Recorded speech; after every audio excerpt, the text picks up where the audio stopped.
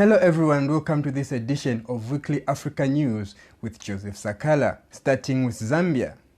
Zambia has lost its fourth head of state, Mr. Rupiah Banda. Former President Rupiah Banda will be remembered of the role that he played in navigating a peaceful transition of power between incumbent President Edgar Chagwa and now President-elect Hakainde Hichilema. President Chagwa, after losing the general elections, wanted to hold on to power, but President Banda stepped in and informed him to say, don't tarnish the name of the Zambian nation. Zambia has known to have peaceful transition of power even since it gained its independence from the British. President Edgar Chagwa finally conceded defeat. The dictator wannabe refused to give power, but after intervention from the former head of state, the fourth Republican president, he finally conceded defeat. And most Zambians will remember the former president by his calm demeanor and the things that he achieved for the nation. May your soul rest in peace, Baba, and see you on the other side. Kenya's Vice President Mr. Otto has taken a swap at the President Uhuru Kenyatta for his support and endorsement of the former Prime Minister Mr. Odinga. Mr. Otto has also accused President Kenyatta of his economical policies, claiming Kenya was heading in the wrong direction, but he has pledged and promised that within 30 days of him being elected as a Republican president of Kenya, he's going to turn things around in the country. Mr. Otto was also elected as a presidential candidate for his political party. That brought in more than 5,000 delegates across the country on Tuesday.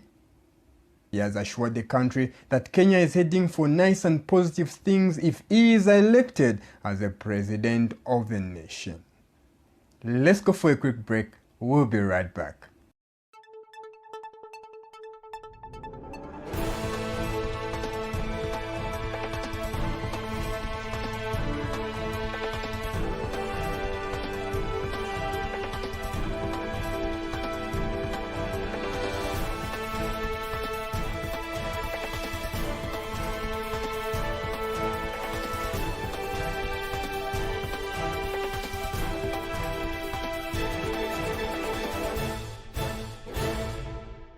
Welcome back. Somalia has failed to reach the deadline to complete the elections for the lower house of parliament, marking another delay in the electoral process to elect the president of the nation. The government extended the date to 15th March in order to elect the members of parliament of the lower house. The announcement was supposed to be made this Tuesday, of which nothing has been announced. Somalia faces 15 years of insurgency of military terrorists called El-Shabaab. The country has been waiting for more than a year to elect its new leader.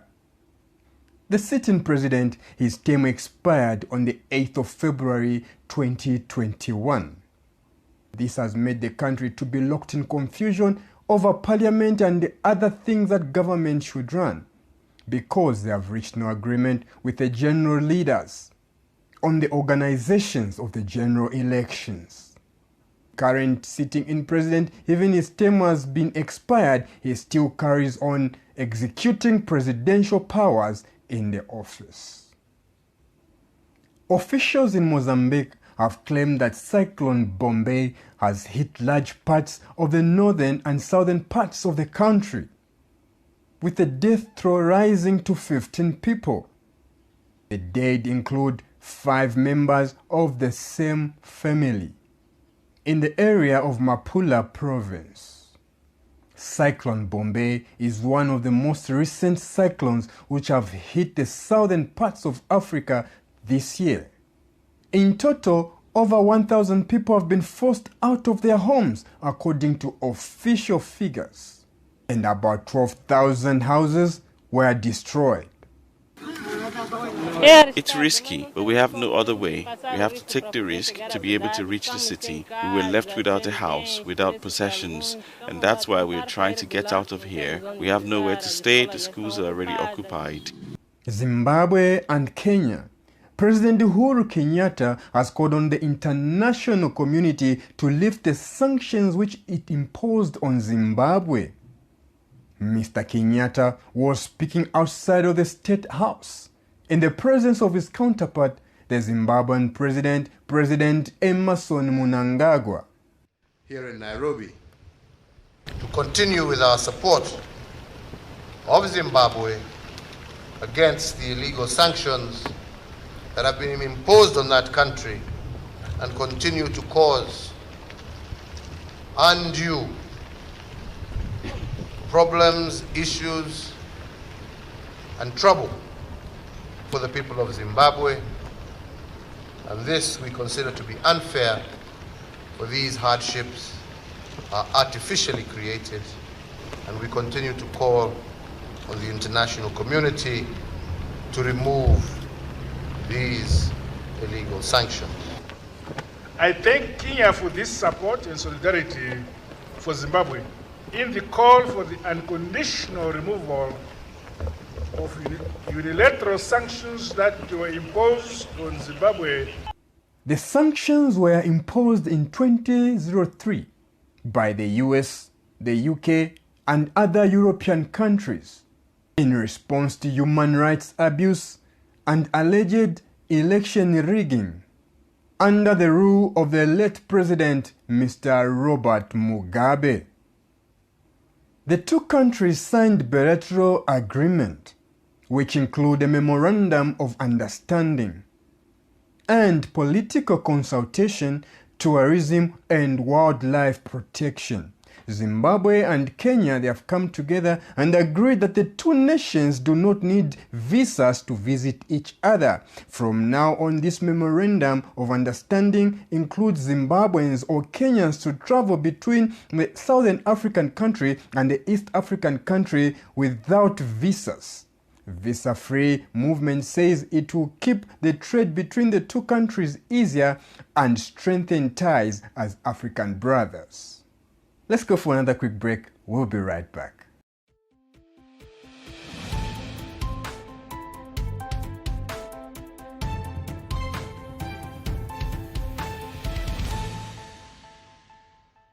The Malawi citizens are protesting against the rule of President Chakwera. The Malawans are saying since he came to power, he has failed to fulfill whatever promises that he gave to the nation. And people, they have taken to the streets. President must step down or he will be taken out by force.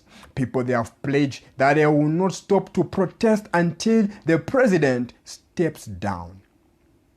And residents in countries such as Malawi, the Democratic Republic of Congo, and Nigeria have complaints, saying the Russian conflict, it is affecting and increasing prices on commodities in their countries. People, they are scared that they will not be able to afford their lifestyles if the prices continue to increase. We are afraid that maybe we will all lose our jobs, because the ones that are working at the bakery, they are not doing the job, they're not doing what they used to do, because they're not making a lot of like blade, and we are not selling a lot of them. If the supply has diminished while the demand remains the same, less shoppers will be able to afford these commodities over time. Cooking oil price has already shot up by an average 50%. Cost of production, it has increased immensely. So they have to come together and also increase the price of bread by 40% to what it was before. Africans are also feeling the impact of the Ukraine crisis in the price of fuel. In Nigeria, the biggest oil producer, the government only subsidizes the cost of petrol. At the beginning of the year, diesel sell for, I think, about 270 to 280. Then at the time we're having it like 310, 300. But presently, within a month, it left that level to about 600 and something plus now. Trucks that bring in food stuff from the north to the south are running on diesel. Even train runs on diesel. And they have called on the government to intervene, saying this Russian conflict between Russia and Ukraine, it is going to affect the whole entire continent of Africa in a very, very bad way. As prices have increased in Nigeria, the DRC and Malawi. This has been the Saturday News with Joseph Sakala. Thank you so much for joining me. Thank you so much for watching. Please be kind enough to support this channel by subscribing, liking, and sharing. See you next time.